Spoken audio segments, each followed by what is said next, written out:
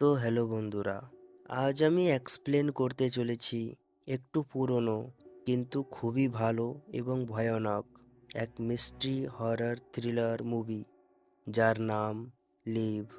এই মুভিটি নরওয়ের দিক থেকে, সেই জন্য মুভিটা অনেক ইন্টারেস্টিং। আর এই মুভিটাকে ডাইরেক্ট করেছেন অ্যালেক্স হেরান। আশা করি মুভিটা দেখতে আপনারা একটুও বোর হবেন না। তাহলে আসো, আর কোনো দেরি না করে করি মুভিটাকে এক্সপ্লেন।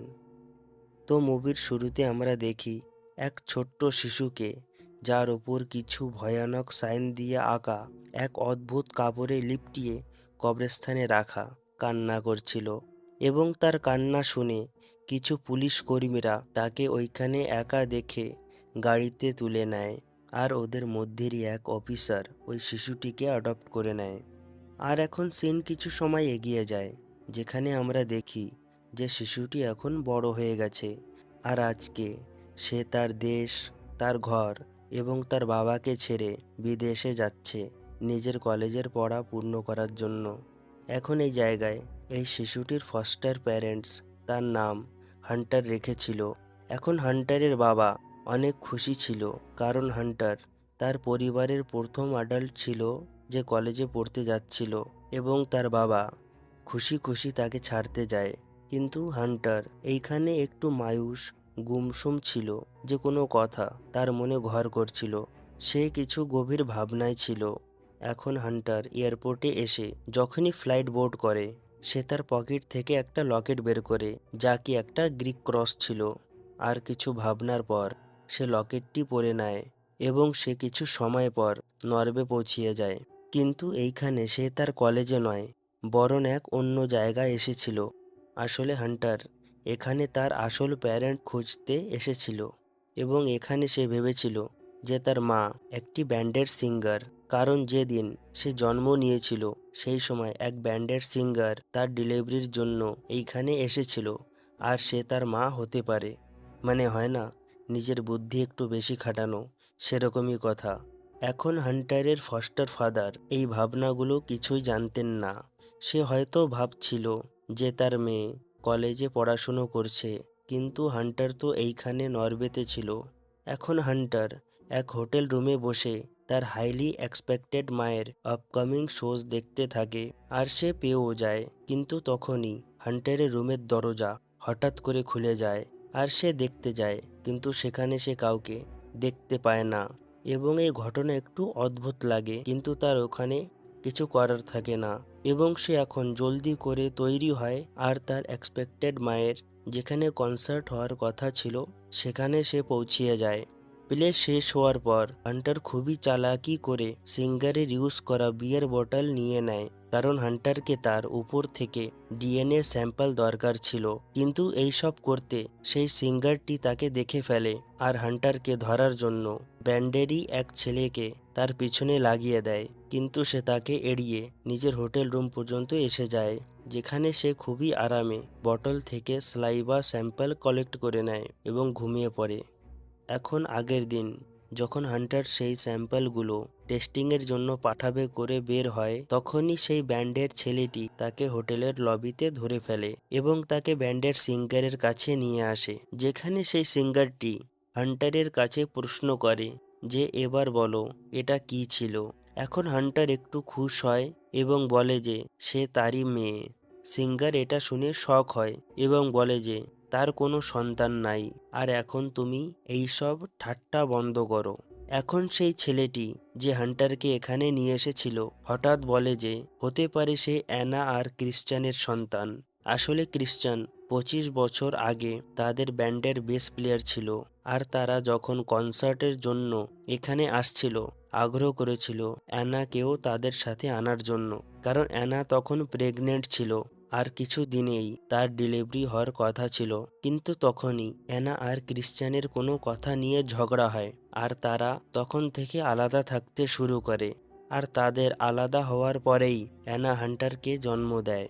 আর যখন ক্রিশ্চান অ্যানাকে কল করে তাদের সন্তানের কথা জিজ্ঞাসা করে, তখনই অ্যানা বলে যে সে তাকে মেরে ফেলেছে।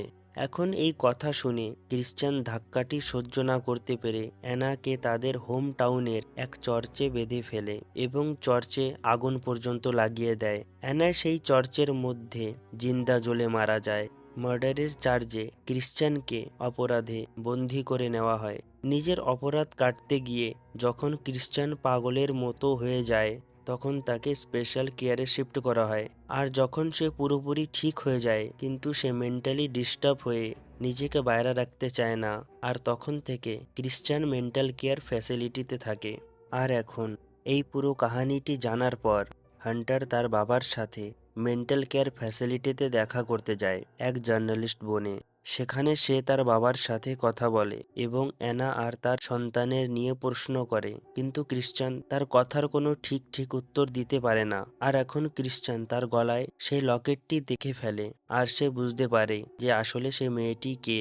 আর তখনই হান্টার ক্রিশ্চিয়ানের থেকে তার এজ জিজ্ঞাসা করে, আর হঠাৎ করে ক্রিশ্চিয়ান অ্যাগ্রেসিভ হয়ে পড়ে, যার কারণে হান্টারকে তার মিটিং ওখানে শেষ করতে হয়।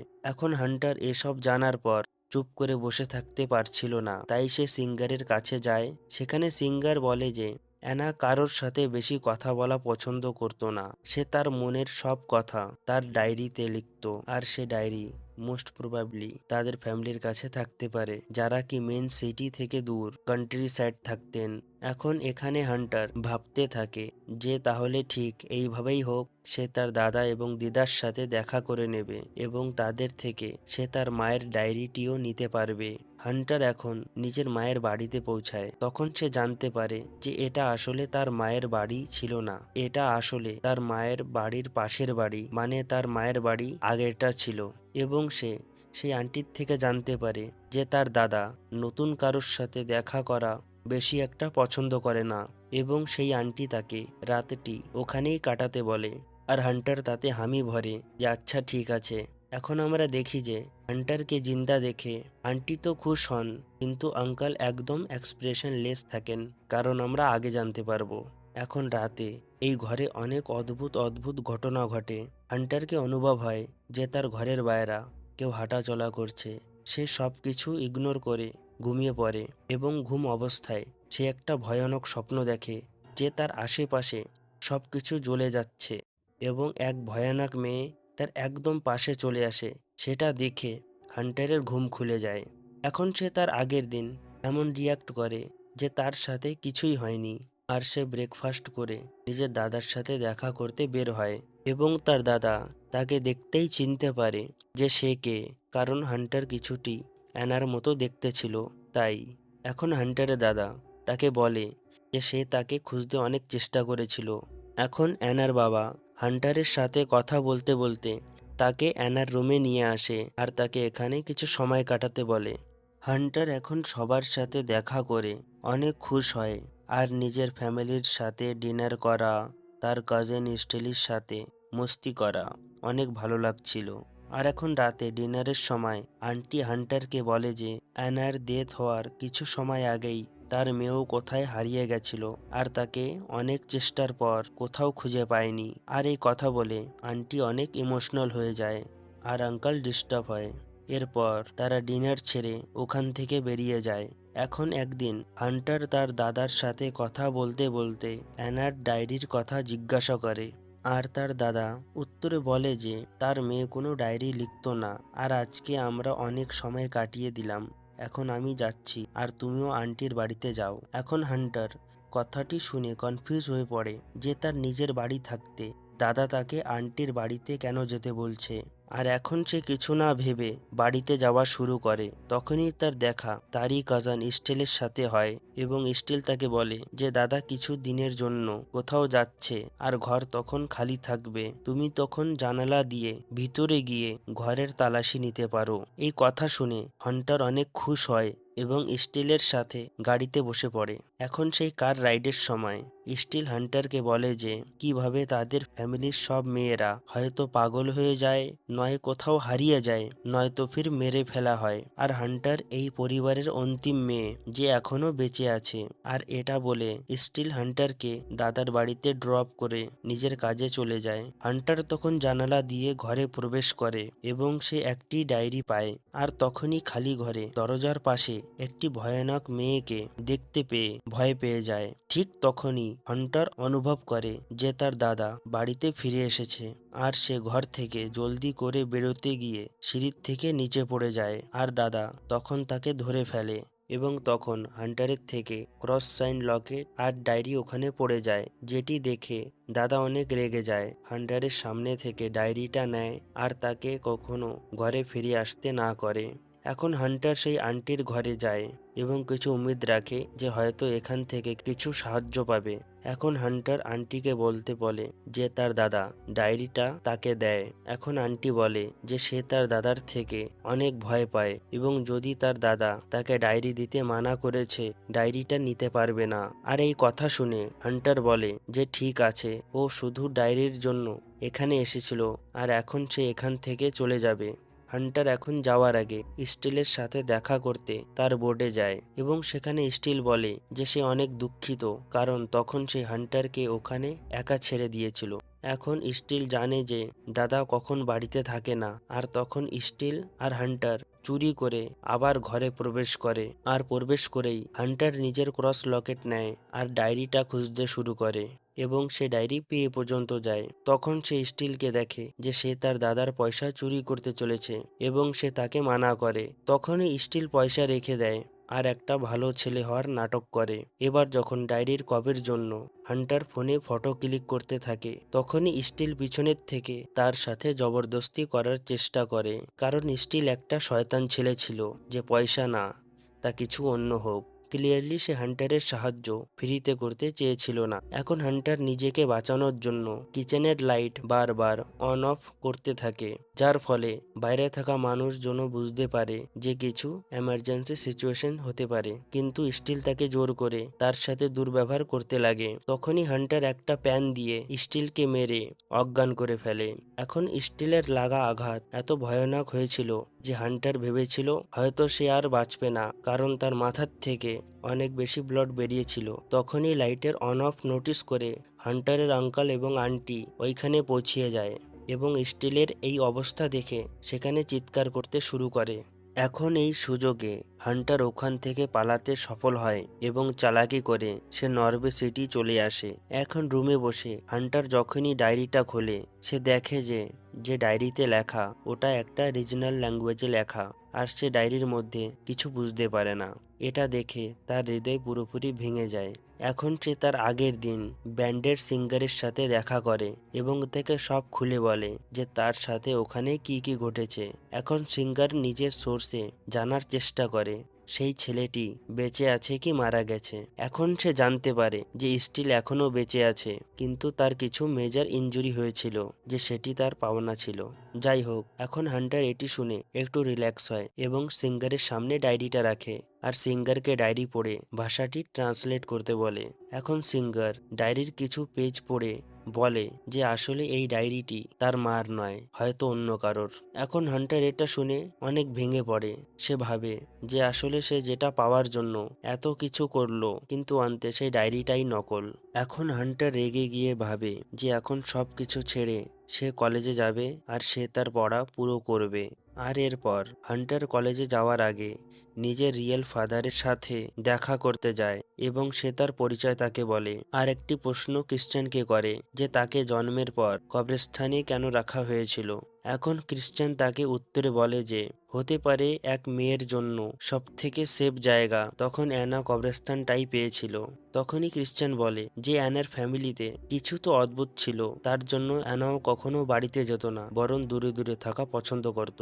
তখন ক্রিশ্চিয়ান একটা অদ্ভুত কথা বলে যে সে তার মাকে মারেনি, বরং সে তাকে অনেক ভালোবাসতো। আর তার ড্রাইভিং লাইসেন্স ক্রাইম স্পটে কেমন করে গেল সেটাও সে জানে না। কিন্তু সে অ্যানাকে কিছুই করেনি, সে অ্যানাকে অনেক ভালোবাসতো, কিন্তু কেউ তার কথা সেখানে শুনল না। আর হান্টার যখনই যাচ্ছিল তখন তার বাবা বলে যে ক্রিশ্চিয়ান আর অ্যানা দুজনেই মিলে তার সন্তানের নাম লিভ রেখেছিল, আর লিভ সেই মেয়েটার নামে রাখা হয়েছিল যে তার আন্ট এবং অ্যানার কাজন ছিল, যে অ্যানার মৃত্যুর কিছুদিন আগেই কোথাও চলে গেছিল আর তাকে কেউ কখনো খুঁজে পায়নি।